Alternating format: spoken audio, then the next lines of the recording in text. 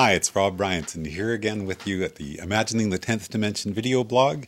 And today we're talking about genes and how the idea of you as copies back through time, the genes that represent you back through your family history. Each of them is a slightly different copy, changing back through time.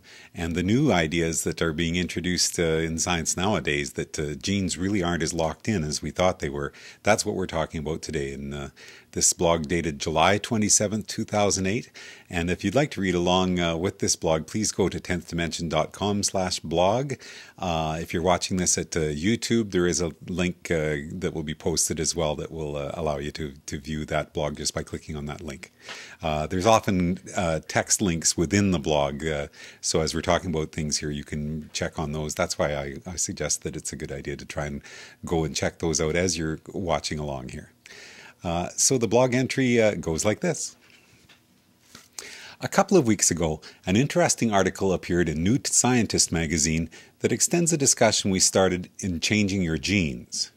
Now, there's a video blog entry that you can find at your video viewing source on the internet, YouTube and Metacafe and Rever, and there's a lot of them out there, and we're trying to post them all over the place. If you search for changing your genes, you should be able to find that one. That was the first part of what we're talking about today, and I'm just going to talk briefly about the ideas that were introduced in that one. That entry was about a new study in which 30 men completely changed their lifestyle, adding plenty of fruits and vegetables, regular exercise, and meditation or other stress management routines. DNA tests were performed on each man before the experiment began, and again 90 days later after the men had adopted their new program. And here's what was found. The men had changes in activity in about 500 genes, including 48 that were turned on and 453 genes that were turned off. The activity of disease-preventing genes increased while a number of disease-promoting genes, including those involved in prostate cancer and breast cancer, shut down, according to the study published in the journal Proceedings of the National Academy of Sciences.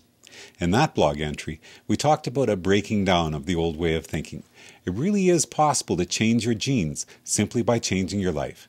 And the idea that we are dealt a specific and unchangeable set of cards in the random shuffle of genetic material that happens at conception is not really the case. Now let's look at some of the amazing findings reported by author Emma Young in the July 12th issue of New Scientist magazine. The article is entitled Strange Inheritance. It's a strange inheritance. It's not just your parents' genes, but also their experiences that determine your genetic makeup. And I'm quoting from that article now. Over the past decade, it has become increasingly clear that environmental factors such as diet or stress can have biological consequences that are transmitted to offspring. The implications for public health could be immense. Some researchers are talking about a paradigm shift in understanding the causes of diseases. Epigenetics deals with how gene activity is regulated within a cell, which genes are switched on or off, which are dimmed, and how and when all this happens. And again, if you are reading along here, we can click on epigenetics and go to the Wikipedia article about that concept. The article explains that the new science of epigenetics looks at the factors which causes certain genes to be expressed while others remain dormant. A commonly known example of this is the honeybee. All female honeybees in a hive develop from genetically identical larvae. But those that are fed on royal jelly develop into fertile queens, while the rest grow to become sterile worker bees. In other words, what a honeybee eats causes some genes to switch on and others to switch off. And the study with the men quoted in my previous blog would be one example of many of how this can happen in human beings too.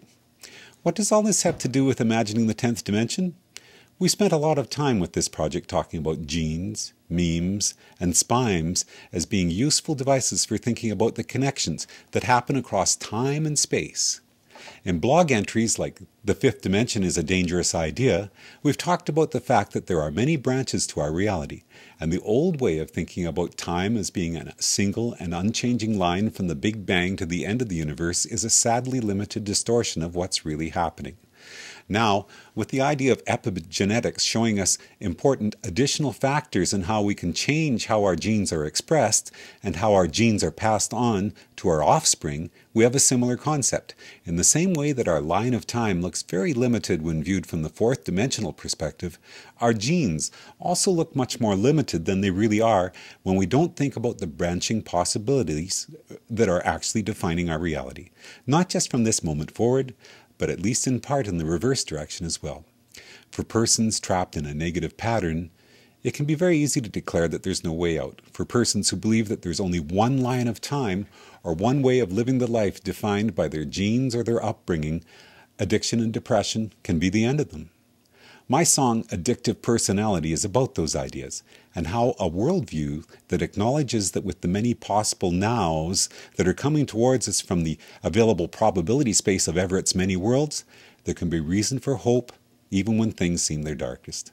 We're going to finish off with that song now. This is Rob Bryanton. Thanks for watching from Imagining the 10th Dimension. Enjoy the journey.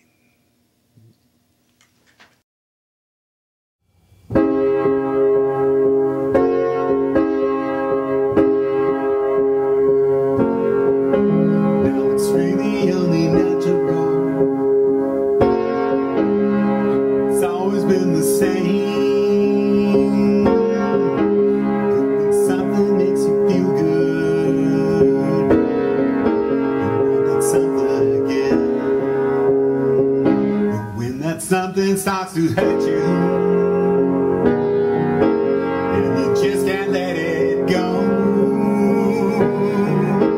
and you wake up feeling poorly,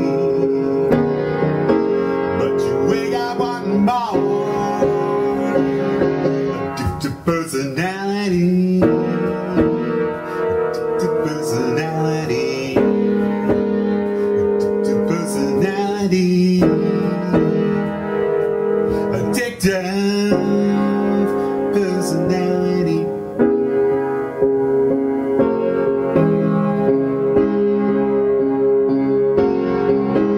Is it nature or is it nurture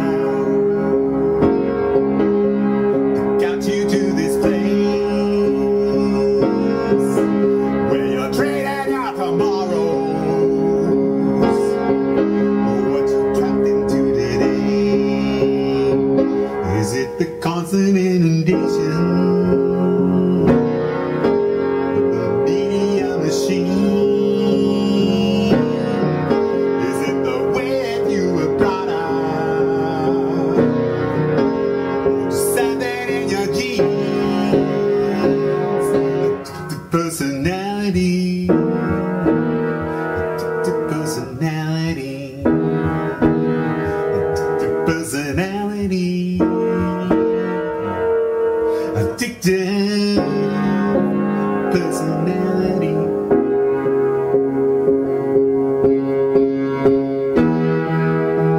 Every day is a new day. Every day you're back to one.